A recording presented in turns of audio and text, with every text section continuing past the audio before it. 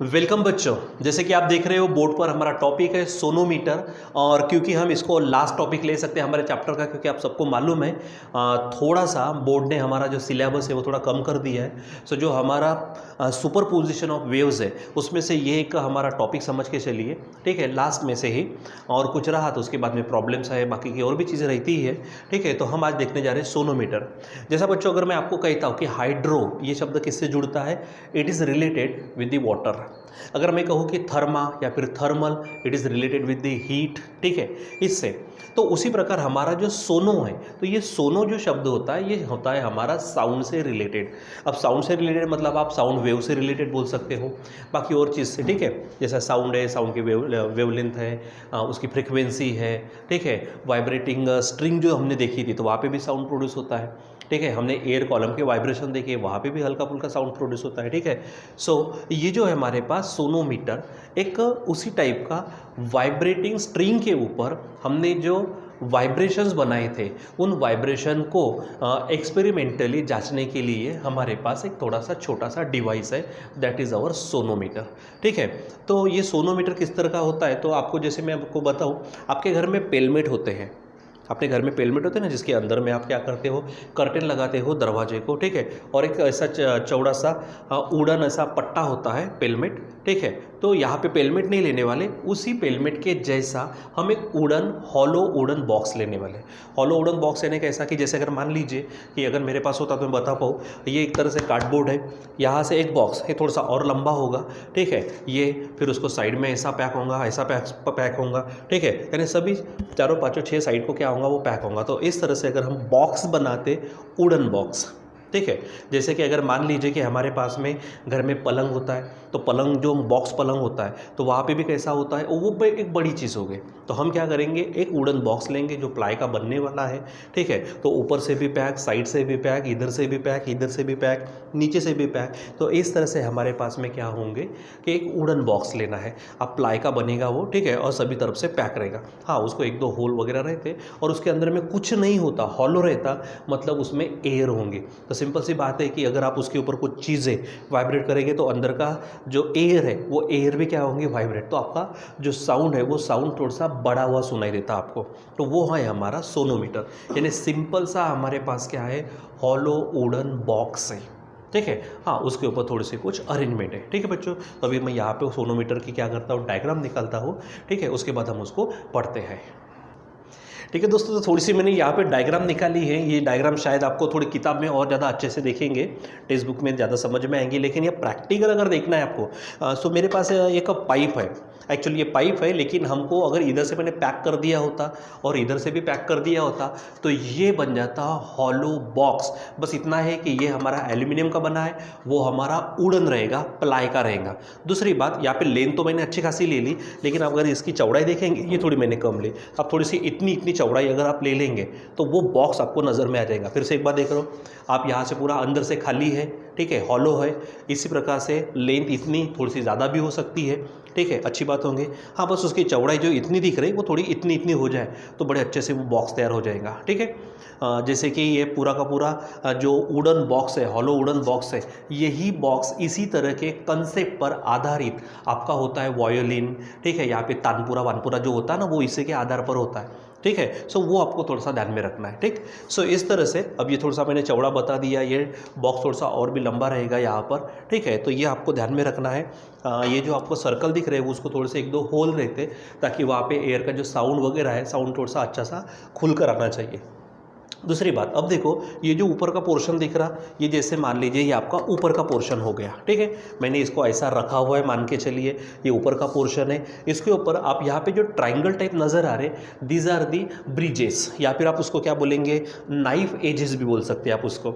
आप ये थोड़ा समझेगा नहीं तो सिंपल आपको मैं बताता, आप किसी सरकारी दफ्तर में चले जाओ, सरकारी ऑफिस में, गवर्नमेंट ऑफिस में जाओ, या फिर किसी के यहाँ पे भी चले जाओ, तो उसके टेबल पे नेम प्लेट रहती है, ठीक है। तो वो टेबल पे नेम प्लेट आपने देखे होंगे, थोड़ी सी ऐसी तिरछी आकार की रहती है, ठीक है, ऐसे तिरछा बेस वाला। तो उसी को हम क्या कहेंगे, और वो भी लकड़ी की ही रहती है, ऐसे तिरछे इसमें जो दिखती है, और इधर में सामने में नाम लिखा रहता है, आपने कभी देखा होगा।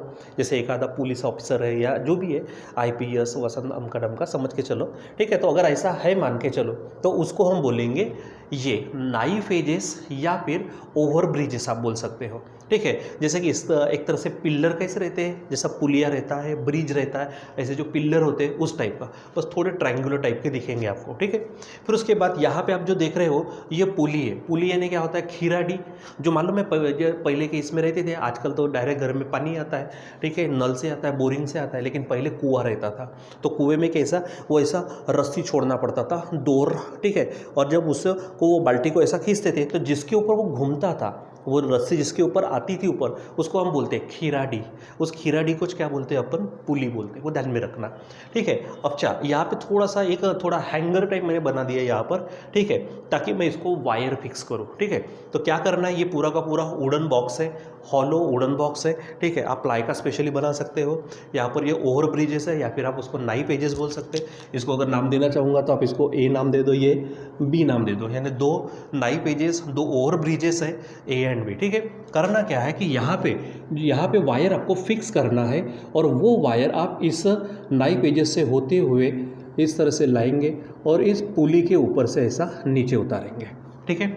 और आप यहाँ पर क्या कर सके, यहाँ पर इसको यानी वेट लगा सके, तो इस तरह से वेट को रखने के लिए आप इसको कुछ वो पैन वैन जैसा रख सकते हो छोटा सा, ताकि मैं इसमें वेट रख सकूँ। क्योंकि जब मैं इसमें वेट रखूँगा तो ये जो वायर है, अभी देखो थोड़ा सा कैसा नज़र आ रहा, स्लैक्स है उसमें, जब उसमें मैं वेट्स रखूँगा तो वो थोड़ा सा टाइट हो जाएगा, यानी उसमें टेंशन आ जाएगा, ठीक है। सो करना क्या है, एक वायर है, ठीक है, स्पेशली आप मेटल वायर ले सकते हो। दैट मेटल वायर, ठीक है, क्या कहते हैं, इज टॉट, यानी टाइट किया जाता अलॉन्ग दी ओवर ब्रिजेस, ठीक है, ए एंड बी, ठीक है, ओवर द पुली। ये जो है हमारे पास, इसको हम क्या नाम देंगे, पुली, ठीक है। पुली यानी जिसके ऊपर से वायर थोड़ा सा नीचे भी आ सके और उसको हम वापस भी ला सके, तो ये है ठीक है। और ये जो 2 नाइफ एजेस दिख रहे हैं हमको, जो यहाँ पे जो वाइब्रेटिंग स्ट्रिंग है उसकी जो लेंथ मेज़र करना है इन 2 पॉइंट्स के बीच में, ए और बी के बीच में, ठीक है। यानी जो हमारी वाइब्रेटिंग स्ट्रिंग की जो लेंथ होंगी, जो कंसीडरेबल लेंथ होंगी, वो ए से लेके बी तक होंगे, ठीक है। तो इस तरह से सिंपल सी अरेंजमेंट है। ये हमारा क्या मान लीजिए, वेट पैन बोल सकते हैं आप इसको, वेट पैन, जिसमें हम क्या कर सकते हैं, वेट्स रख सकते हैं। यहाँ पे मैंने इसको वायर को फिक्स कर दिया, पुली के ऊपर से लेके गया, ठीक है, उसको हैंगर लगा दिया और वेट पैन लगा दिया। ये जो है हमारा, ये हमारा है वुडन बॉक्स, ये क्या हमारा वुडन हॉलो बॉक्स, ठीक है, ये वुडन बॉक्स है। आप ये जो ए और बी दिख रहे हो, तो ये हमारी क्या है, नाइफ एजेस, ठीक है। आप यहाँ पे सिंपल ओवर ब्रिजेस बोल सकते हैं, आप इसको सिंपल ब्रिजेस बोल दिया तो भी चल जाएगा यहाँ पर, ठीक है। ये ध्यान में रखना है। और ये हमारा क्या है, वायर है यहाँ पे, ये क्या हमारा वायर, ये आपको ध्यान में रखना है, ठीक है। सो अब यहाँ पे इस तरह की अरेंजमेंट करनी है। सबसे पहले आप क्या करेंगे, यहाँ पर वेट पैन में कुछ ना कुछ वेट डाल दो, तो ये वायर क्या बन जाएगा, टाइट बन जाएगा, ठीक है। ये वायर क्या होगा, टाइट, यानी उसमें टेंशन आ जाएगा। मैं थोड़ा सा यहाँ से नाम हटा देता हूँ क्योंकि थोड़ा सा दिखने में कॉम्प्लिकेटेड बन जाता है, ठीक है। तो ये नाम को हटा देता हूँ। अब आपको ध्यान में रखना है कि इसको क्या बोलेंगे हम, ठीक है। ये वायर है, वायर की लेंथ जो हम कंसीडर करने वाले वो आपको ध्यान में रखना है, ठीक है। कहाँ से कंसीडर करनी है, 2 नाइफ एजेस है इसके बीच में, यानी ए और बी के बीच में ही, ठीक। तो छोटा सा एक्सपेरिमेंट है, चालू करते हैं इसको। क्या करना है, वेट पैन में कुछ वेट डाल दो तो वायर टाइट हो जाएगा, ठीक है। फिर उसके बाद में जो ए और बी है, इसके मिडल में, एकदम मिडल में, आप मिडल में उसको क्या करो, प्लग करो, ठीक है। प्लग करना है कैसा, जैसे कभी कभी वो हम वायलिन वगैरह बजाते हैं, ठीक है, या फिर वो गिटार बजाते हैं, टिंग टिंग टिंग टिंग टिंग टिंग, तो उससे भी वाइब्रेशंस होते हैं। आप उससे प्लग कर सकते हो, एक आधे कॉइन से, नहीं तो फिर उससे भी सिंपल है। सिंपल क्या करो, एक आधा वाइब्रेटिंग ट्यूनिंग फोर्क ले लो और वो वाइब्रेटिंग ट्यूनिंग फोर्क आप इसके ऊपर में लगा दो, ठीक है। तो क्या होगा, वाइब्रेटिंग ट्यूनिंग फोर्क, ठीक है। ये जो है हमारे पास, ये है वाइब्रेटिंग, ठीक है, ट्यूनिंग फोर्क। तो वाइब्रेटिंग ट्यूनिंग फोर्क जब आप किसको लगाएंगे, इस वायर को लगाएंगे, तो ऑटोमेटिक वाइब्रेटिंग ट्यूनिंग फोर्क के जो वाइब्रेशंस हैं वो किसको मिलेंगे, वायर को मिलेंगे। And wire also starts vibrating, वो भी क्या करना चालू कर देता है, वाइब्रेशन में आ जाता है, ठीक है। दूसरी बात हमने ये देखा था, यहाँ पर वायर को जो वाइब्रेशंस मिलेंगे they will be the forced vibration, वो क्या होंगे, हमारे फोर्स्ड वाइब्रेशन। हाँ, इसमें डिपेंड करता है कि अगर वाइब्रेटिंग ट्यूनिंग फोर्क की फ्रिक्वेंसी अगर नेचुरल फ्रिक्वेंसी ऑफ वायर बन जाती है तो वही फोर्स फोर्स्ड वाइब्रेशन हमारा बन जाता है रेजोनेंस, जहाँ पे मैक्सिमम लाउड साउंड सुनाई देगा, मैक्सिमम एम्पलीट्यूड आपको मिलेगा। ठीक है, तो वो भी आपको ध्यान में रखना है। या तो यहाँ पर रेजोनेंस तैयार होगा, या फिर रेजोनेंस नहीं हुआ तो रेजोनेंस के पहले तो फोर्स वाइब्रेशंस रहेंगे। ठीक है, ठीक है। तो आप क्या कर सकते हो, ये जो वायर है, वायर को वाइब्रेशन में लाने के लिए आपके पास 2-3 तरह के चांस है। एक तो आप हाथ से उसको क्या करो, खींचो और छोड़ दो, या फिर आप किसी कॉइन से, जैसे गिटार बजाते उस तरह से कॉइन से उसको क्या करो, प्लग करो, बजाना शुरू करो, या फिर वाइब्रेटिंग ट्यूनिंग फोर्क उसको लगा दो, तो ट्यूनिंग फोर्क के वाइब्रेशंस किसको मिलना चालू हो जाएंगे, इसको। ठीक है, और क्योंकि ये जो वायर है, ये पूरा का पूरा वायर, देखो पहली बात यहाँ पे जो फिक्स पॉइंट, वो पॉइंट किसका है, हमारा फिक्स किसके ऊपर किया है, उस वुडन बॉक्स के ऊपर से गया है, और वुडन बॉक्स के अंदर में कुछ नहीं है, यानी एयर है। तो जैसे देखो, अब वाइब्रेटिंग ट्यूनिंग फोर्क के वाइब्रेशंस मिलेंगे वायर को, वायर के वाइब्रेशंस मिलेंगे हमारे वुडन बॉक्स को, और वुडन बॉक्स के अंदर है एयर, तो एयर भी वाइब्रेट होना शुरू हो जाएंगे, तो आपको आवाज़ आना शुरू हो जाएंगे। ठीक है, आपको आवाज़ आना शुरू हो जाएंगे, और अगर वो मैक्सिमम लेवल पर पहुंच जाती है तो वहाँ पे रेजोनेंस तैयार होगा। रेजोनेंस चेक करने के लिए, यानी आपको वहाँ पे लाउड साउंड सुनाई देगा रेजोनेंस, और अगर चेक करना है तो आपको एक दूसरा उपाय और भी है, दूसरा चारा है आपके पास। आप क्या करो, एक पेपर राइडर बना दो। क्या बना दो आप, पेपर राइडर। पेपर राइडर का मतलब क्या है, जैसे कि अगर मान लीजिए कि थोड़ा सा पेपर का टुकड़ा ले लो, आपके पास में कोई भी पेपर का टुकड़ा है, उस पेपर के टुकड़े को थोड़ा सा क्या कर लो, कट कर लो पट से। मैं आपको बताता हूँ वो पेपर का टुकड़े से आप किस तरह से राइडर बना सकते हैं। मान लीजिए ये पेपर राइडर है, आप इस तरह से एक आधा कट कर सकते हो। ठीक है, तो ये आपका बन जाएगा पेपर राइडर। ठीक है, ये जो है ये आप एकदम, क्योंकि बहुत हल्का होगा, ये आप क्या करो, इस तरह से मोड़ दो। देखो आप इसको क्या बोलेंगे, पेपर राइडर। ठीक है, या पेपर का थोड़ा सा इस तरह से टुकड़ा ले सकते हो, इसे आप बोलेंगे पेपर राइडर। ये पेपर राइडर आप क्या कर देना, ये जो वायर है ए और बी के बीच में जो मिडल पॉइंट है, उस मिडल पॉइंट के बीच में ऐसा उसको लगा देना। यानी कैसा, जैसे कि अगर मान लीजिए कि ये वायर है, इस वायर के ऊपर ऐसा बीच में उसको लगा देना। वायर हमारा पतला, गिर गया बच्चा वो। ठीक है, सो ये वायर थोड़ा सा हमारा पतला रहने वाला है, बारीक रहने वाला है, ये थोड़ा मोटा है, इसके ऊपर आप रख दो। ठीक है, तो आपको रेजोनेंस अगर चेक करना है तो रेजोनेंस कैसे चेक करेंगे, उसके लिए मैं पेपर राइडर की बात बता रहा हूँ, ये ध्यान में रखो।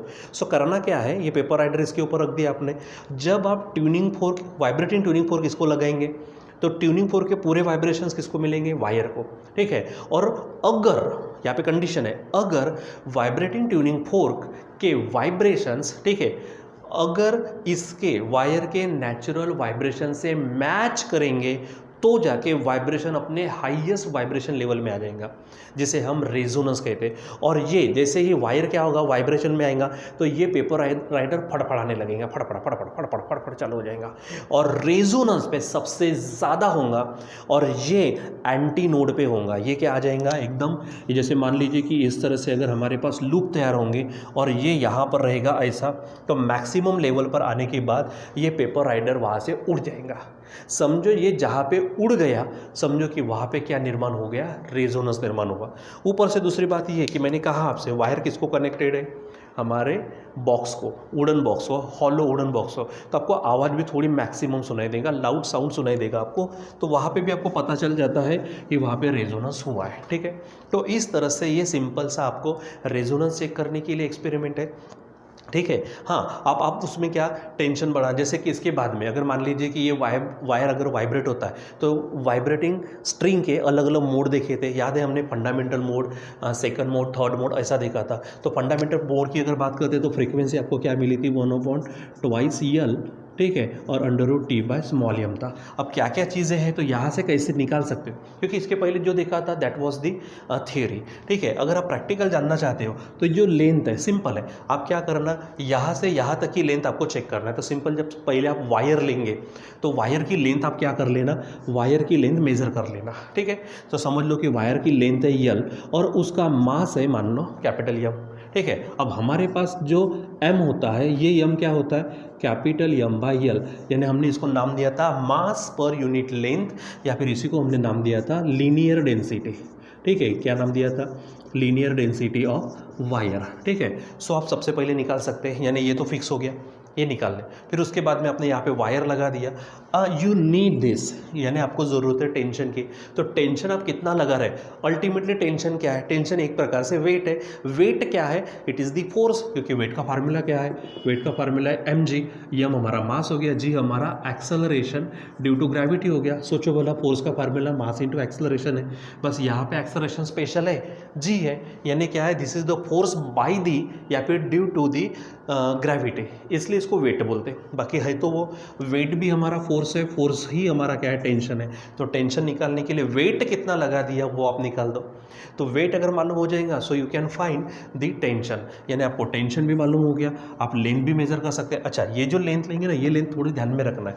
ये जो वाइब्रेटिंग यानी जो ओवर ब्रिजेस है आपके, नाइफ एजेस है आपके, उसके बीच में जो डिस्टेंस होगा that will be the considerable length of the wire, वो ध्यान में रखना है। यानी टी मालूम हो जाएगा, यम मालूम हो जाएगा, तो आप automatically you can find the frequency, fundamental frequency, ठीक है, ये आप निकाल सकते हैं। दूसरी बात, हमने वहाँ पर देखा था इसके पहले लॉज ऑफ वाइब्रेटिंग स्ट्रिंग, याद करो, लॉज ऑफ वाइब्रेटिंग स्ट्रिंग में पहला था यन इनवर्सली प्रोपोर्शनल टू क्या था हमारा, लेंथ। दूसरा था हमारे पास यन डायरेक्टली प्रोपोर्शनल टू था ये, यानी रूट ऑफ टेंशन।